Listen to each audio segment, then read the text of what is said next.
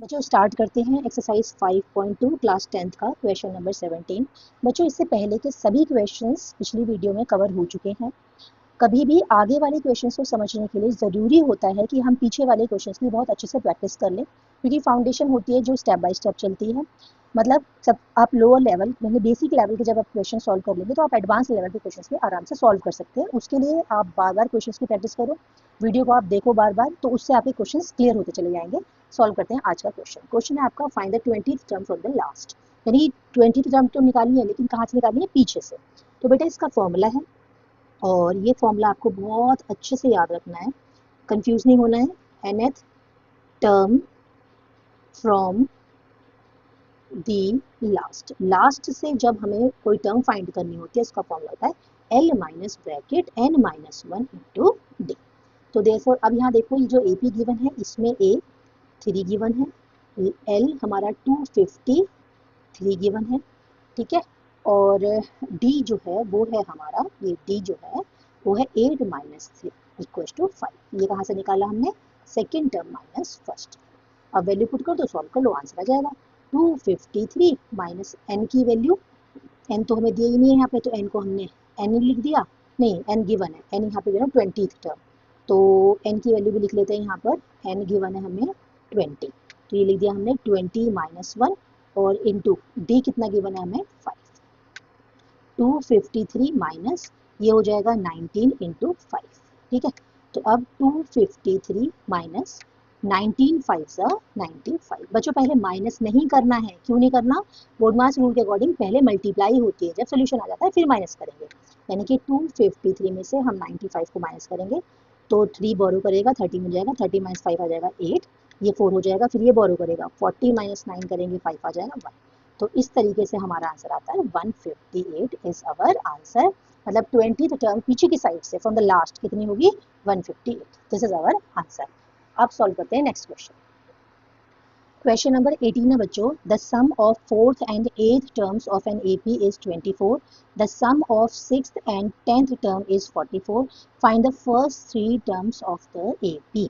तो solution start करते ही सबसे पहले हमें गिवन लिखना होता है, बोर्ड में इसके हाफ मार्क्स मिलते हैं, तो छोड़ना नहीं है, इसे लिखना है सम ऑफ किसका? फोर्थ का और एथ टर्म का, सम का साइन लगा दिया, और फोर्थ टर्म यानी कि A4 और एथ टर्म यानी कि A8, यानी कि फोर्थ टर्म और एथ टर्म का जो सम है वो है हमारा 24।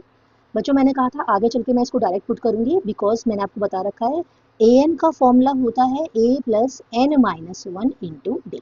यहाँ n तो यहाँ आएगा n माइनस वन, तो यहाँ 4 है तो यहाँ आएगा a प्लस 4 माइनस वन यानी कि 3d।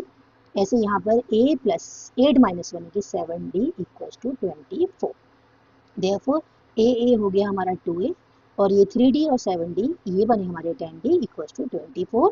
a plus 5d 2 common ले लिया इक्वल टू 24, तो a plus 5d equal to हो जाएगा 24 डिवाइडेड बाई 2, सॉल्व करेंगे तो 12।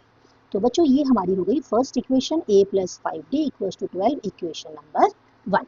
बिल्कुल इसी तरीके से हमें इक्वेशन नंबर 2 बनानी है, sum of sixth and 10th term is 44, ठीक है। तो मैं इसको यहाँ से लिख देती हूँ, सिमिलरली क्या हो जाएगा? सम किस किस का? आपकी बार सिक्स का और 10th का, यानी कि A6 और A10 कितना है? 44। सॉल्व करते हैं बच्चों, A6 को लिखेंगे a प्लस एक कम करेंगे 5d, इसे a प्लस एक कम करेंगे 9d इक्वल टू 44। तो देयरफॉर ये हो जाएगा हमारा 2a plus 14d equal to 44, 2 common a plus 7d equal to 44, फिर a plus 7d equal to 44 divided by 2, तो a plus 7d equal to 22। ये बन गई आपकी इक्वेशन नंबर 2। अब इक्वेशन नंबर 1 और इक्वेशन नंबर 2 को आप एलिमिनेशन, सब्स्टिट्यूशन, जो मेथड आपको आता है अब उससे सॉल्व कर लो। फिर यहाँ इन दोनों वैल्यूज के बाद हमें फर्स्ट थ्री टर्म्स फाइंड करनी है, वो हम निकाल देंगे। देखते हैं आगे का सोल्यूशन। तो बच्चों सॉल्व करते हैं इक्वेशन 1 और इक्वेशन 2 को। इक्वेशन लिख लिया मैंने, साइन चेंज करते हैं, minus minus minus, plus minus cancel, 5d, अब ये 7 प्लस का नहीं है माइनस का हो गया है, तो माइनस 2d, 12 प्लस का है 22 माइनस का है, तो यहाँ से बचेगा माइनस का 10, और d की वैल्यू 10/2, सॉल्व करेंगे, d की वैल्यू आ गई 5। तो therefore d equal to 5 value है। अब इसको 1 2 कहीं पर भी रख लो आप, तो फ्रॉम इक्वेशन 1, तो a plus 5 into 5 equal to 12, therefore a equals to 12 minus 5 5 25। तो a की वैल्यू बनेगी बच्चों, पहले तो बड़ा ये माइनस जाएगा और 25 में से 12 को माइनस करेंगे तो 13 आ जाएगा। तो a की वैल्यू -13 हो गई और d की वैल्यू हो गई 5। अब आपको निकालिए फर्स्ट थ्री टर्म्स नाउ। तो बच्चों फर्स्ट टर्म होती है a, उसके बाद नेक्स्ट टर्म होती है a प्लस टी और फिर होती है टर्म a प्लस 2t। ठीक है, तो a की वैल्यू कितनी बन रही है बच्चों -13, d की वैल्यू a की वैल्यू -13 पुट करेंगे और d की वैल्यू 5 सॉल्व करेंगे -8 और a plus 2d, a plus 2d में a की वैल्यू -13 प्लस 2 इंटू डी की वैल्यू 5 -13 प्लस 10 तो वैल्यू आ गई -3। तो फर्स्ट टर्म -13, सेकेंड टर्म -10 और थर्ड टर्म आपकी -3। तो therefore टर्म्स बनी -13 -8 और -3। This is your final answer. अब सॉल्व करते हैं नेक्स्ट क्वेश्चन। बच्चों क्वेश्चन नंबर 19 है, Subha Rao started work in 1995 at an annual salary of ₹5,000। यानी कि सुभा राव ने जब अपनी जॉब स्टार्ट की तो उसकी सैलरी है 5,000 रुपये महीना and received an increment of ₹200 each year. मान लिया कि आपने जैसे 2026 में जॉब स्टार्ट करी, 5,000 रुपये आपकी सैलरी है, जैसे ही 2027 आएगा आपकी सैलरी में 200 रुपये जुड़ जाएंगे, यानी कि सैलरी कितनी हो जाएगी आपकी 5,000 प्लस 200 बढ़े हुए यानी कि 5,200। और ये काम हर साल होगा ईच ईयर। ठीक है, तो ये कह रहे हैं कब वो साल आएगा, इन विच ईयर, वो कौन सा ईयर होगा जिस ईयर में आपकी सैलरी 7,000 रुपये हो जाएगी। अब देखो सबसे पहले सीरीज समझो बच्चों, जब जॉब स्टार्ट करी सैलरी कितनी थी 5,000, तो 5,000 थी पहले, सबसे पहले जब ज्वाइन किया।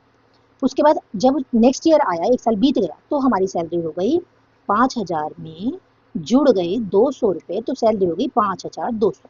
ठीक, ये हमारी सेकेंड ईयर की सैलरी है। अब जब थर्ड ईयर आया तो 5,200 प्लस और 200 रुपये जुड़ गए, तो अब सैलरी हो गई 5,400 रुपये। ठीक है, तो बच्चों समझ में आ रहा है, 5,000, 5,200, 5,400, ऐसे करते करते एक दिन हमारी सैलरी हो गई 7,000 रुपये। ठीक है, तो ये क्या बना दिया हमने, ये बन गई हमारी ए पी। अब इस ए पी में कुछ नहीं करना है, हमें सिर्फ बताना है कब हुई है। कब का मतलब वो ईयर कौन सा है, मतलब एक ए पी जो है उसकी कौन सी टर्म है, वो एनेट टर्म जो निकालते थे हम। तो देयरफॉर ए की वैल्यू लिखी हमने 5,000, डी जो कॉमन डिफरेंस है जिसे हम A2 माइनस A1 बोलते हैं, तो 5,200 माइनस 5,000, वैसे तो पता है ये 200 रुपये बढ़ रहे हैं तो 200 ही आएगा, तो ये हो गया 200। ठीक, और लास्ट टर्म जो है हमारी वो 7,000, यानी कि जहाँ पर हमें सैलरी को बताना है कि कितने साल के बाद ये सैलरी बनेगी। अब therefore formula L equals to A plus N minus 1 into D. L यानी कि लास्ट टर्म 7,000, A यानी कि first term which is 5,000 plus n we have to find and d is 200, multiply का साइन दे देते हैं। तो 7,000 माइनस 5,000 इक्वल्स टू 200 को आगे कर देते हैं, ब्रैकेट में कर देते हैं n-1। अब 7,000 में से 5,000 बचेंगे 2,000 और ये जो 200 है वो डिवाइड में इक्वल्स टू n-1, 2 0 2 कैंसिल हो गई और ये आ गया 10। तो देयरफॉर n इक्वल्स टू बनता है आपका 10 और ये हो जाएगा प्लस हो जाएगा +1, n इक्वल्स टू 11, यानी कि जब 11 साल बीत जाएंगे बच्चों तब सैलरी बनेगी आपकी 7,000 रुपये। ठीक है, ठीक है बच्चों, ये क्वेश्चन इंटरेस्टिंग क्वेश्चन होते हैं, ऐसे क्वेश्चन केस स्टडी में भी बन सकते हैं, इसलिए इनकी प्रैक्टिस बहुत अच्छे से होनी जरूरी है। जनरल क्वेश्चन होते हैं, बच्चे इन्हें खुद से भी सोच लेते हैं और कर लेते हैं सॉल्व, आसान है, ऐसी कोई दिक्कत वाली बात नहीं है। आज सॉल्व करते हैं इसका लास्ट क्वेश्चन। सॉल्व करते हैं question number 20, important question and last question of the exercise 5.2 class 10th। बच्चों ये पूरा चैप्टर कवर होने के बाद, जैसे मतलब 5.2 कवर हो जाएगी, उसके बाद फिर हम नेक्स्ट एक्सरसाइज कंप्लीट करके ऐसे करते करते पूरे चैप्टर को कवर कर देंगे। चैप्टर कवर होने के बाद आपको एक नई वीडियो मिलेगी जिसमें आपके एक्स्ट्रा इंपॉर्टेंट क्वेश्चंस होंगे of this chapter from previous year questions and many more questions, तो वो भी आपको सॉल्व करनी है। इसके अलावा कोई भी डाउट, आपका पर्सनल डाउट है, कोई क्वेश्चन आपको समझ में नहीं आ रहा है, कुछ भी दिक्कत है, वो आप मुझे कमेंट कर सकते हैं, मैं उस क्वेश्चन को सॉल्व कर दूंगी। अब स्टार्ट करते हैं अपना क्वेश्चन। क्वेश्चन है हमारा, Ramkali save ₹5 in the first week of a year. ये पूरा कंप्लीट एक ईयर है, उसका जो फर्स्ट वीक है उसमें रामकली ने ₹5 जो है वो सेव किए, ₹5 सेव किए। फिर देन इंक्रीज हर वीकली सेविंग, हर हफ्ते उसकी जो सेविंग है वो बढ़ रही है। मतलब ऐसे मान लो, जैसे मान लो आपके पास ₹2 है फर्स्ट वीक में, अगले वीक में वो इंक्रीज हो जाएगा बाय 1। इसका मतलब क्या है कि ₹2 से आपने शुरुआत की, अगले वीक में 2 + 1 3 हो जाएगा, फिर 4 एंड सो ऑन, ऐसे चलता रहेगा। लेकिन यहाँ पर क्या है, यहाँ पर 5 से शुरुआत की है और हर वीक में 1.75 ये बढ़ेगा। तो इसका मतलब क्या हो जाएगा, जब नेक्स्ट आएगा तो 5 के साथ ऐड होगा 1.75, यानी कि 5 1.75। बेटा ये नॉन डेसिमल है, डेसिमल बना लेंगे और इस तरीके से हम इसको ऐड कर देंगे 75, यानी कि ये फर्स्ट टर्म और ये हमारा सेकेंड टर्म। अब हमें थर्ड चाहिए। थर्ड में इसका मतलब जो सेकेंड हफ्ते में था पैसा उसके पास 6.75 और उसमें ऐड करेंगे 1.75 और इस तरीके से बनेगा हमारा 5 और 5 10, 1 कैरी, 7 7 14 15, फिर 1 कैरी, 6 7 8। ये हो गया हमारा थर्ड। ठीक है, एपी जो हम बना रहे हैं फर्स्ट सेकेंड एंड थर्ड। लेकिन जब लास्ट में ये बोल रहे हैं कि जब सेविंग उसकी पहुंच गई है 20.75, ऐसे करते करते यहाँ तक पहुंच गए, तो कह रहे हैं कितना टाइम लगा इसको। पहले वाले क्वेश्चन की तरह सिंपल एन मांगा है कि यानी कि कितने हफ्तों के बाद पैसे जो है उसके ₹20.75 बने। तो देखो कैसे सॉल्व करेंगे बच्चों। सबसे पहले ए बी को ढंग से लिख लेते हैं, 5 और 6.75 कॉमा 8.50 और डॉट डॉट डॉट लास्ट में हो गया आपका 20.75। फर्स्ट टर्म है हमारी बेटा, ये ए पी बना दिया हमने, इसमें ए है हमारा 5, कॉमन डिफरेंस वही है जो ऐड हो रहा है, या फिर आप टर्म से A2 माइनस A1 करके भी निकाल सकते हैं 1.75। लास्ट डी है हमारा 20.75। ठीक है बच्चों। अब एन हमें फाइंड भी करना है, फॉर्मूला आपको पता ही है, L equals to A plus N minus 1 into D. L की value 20.75 minus equal to A की value 5 plus N minus 1 and D is your 1.75। इसे इधर शिफ्ट करेंगे, 20.75 माइनस 5 इक्वल्स टू 1.75 को आगे करके ब्रैकेट में N माइनस 1। 20.75 में से 5 को माइनस करना है, 20.75 5 को माइनस करना है बेटा, इस तरीके से लेके माइनस करते हैं क्योंकि विदाउट डेसिमल है ना इसलिए। तो 5 7 पॉइंट, यहाँ 10 माइनस 5 5 हो जाएगा, ये 1। तो नंबर आया हमारा 15.75 और डिवाइड में इसको ले आते हैं 1.75 इक्वल्स टू n माइनस 1। देखो यहाँ पर भी 2 प्लेस के बाद है और ये भी 2 प्लेस के बाद है, दोनों कैंसिल हो जाएंगे। ठीक है, तो therefore n minus 1 equals to 1575 upon 175। दोनों 5 से कैंसिल हो रहे हैं, 5 3 ज़ा 15, फिर 5 1 ज़ा 5 और 5 5 ज़ा 25। यहाँ पर 5 3 ज़ा 15, 16 से 5 5 ज़ा 25, फिर 5 6 ज़ा 30 और 5 3 ज़ा 15 और 5 7 ज़ा 35, 7 9 ज़ा 63। तो n माइनस 1 इक्वल्स टू 9, तो therefore n equals to 9 plus 1, n equals to 10। यानी कि जब 10th वीक आ जाएगा तो उसके पास ₹20.75 आ जाएंगे। इस तरीके से आता है आपका आंसर। क्वेश्चंस की बार बार प्रैक्टिस करनी है बच्चों। अब मिलेंगे अगली वीडियो में, तब तक के लिए बाय एंड टेक केयर।